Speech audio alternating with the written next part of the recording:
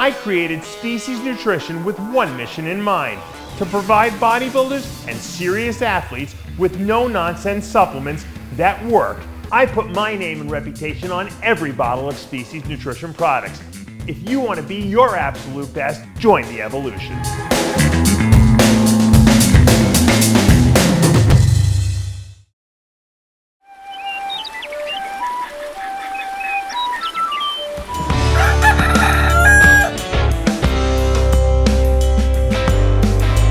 Welcome back to Muscle in the Morning. I'm Dave Palumbo, and today is Friday, January 13th, 2023. And let's find out what's going on in the world of bodybuilding and fitness. As we all know, the official lineups for the Arnold Classic were released a few days ago. And in case you missed our Wednesday show, you should go back and check that out, because we did a quick rundown of the few things to watch over the next few weeks. But based on some of the rumblings we've been hearing lately, we might need to start watching Derek Lunsford too, because there is a growing sentiment that he might consider bringing his talents to Columbus, Ohio in a few weeks. If you've been keeping up with Derek's post-Olympia updates, then you already know that he's still in ridiculous shape, which means that transitioning into a short prep wouldn't be an issue here, not to mention the fact that he would be coming in as everyone's prohibitive favorite.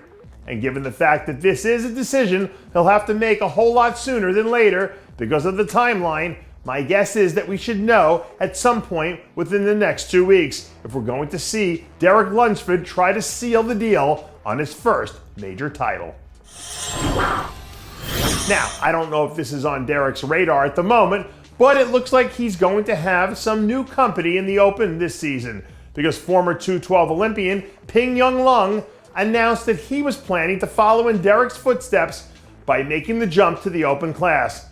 At various points during last season's Olympia prep, Ping's name was tossed around in the conversation as someone who could be a potential top 5 finisher. But apparently, as his prep wore on, the grind of trying to suck down to make weight started to take its toll, which ultimately became the impetus for him to make the move. Now, even though the Open is loaded with new talent right now, we have seen guys like Derek Antonio Burton have success recently, so the blueprint is definitely there. And if Ping can find a way to play to his strengths, he has the potential to be a disruptor at some point this season. Apparently, the winds of change are sweeping in strong this year, because former men's physique Olympian Jeremy Potvin looks like he's well on his way to make a successful transition over to classic physique. At some point within the last week or so, Jeremy released this update from his most recent check-in, where we had a chance to get a behind-the-scenes look at where his starting point is for this next phase of his off-season. One of the interesting things about Jeremy making this move is the fact that he always is someone who is widely recognized for having the best back in all of men's physique.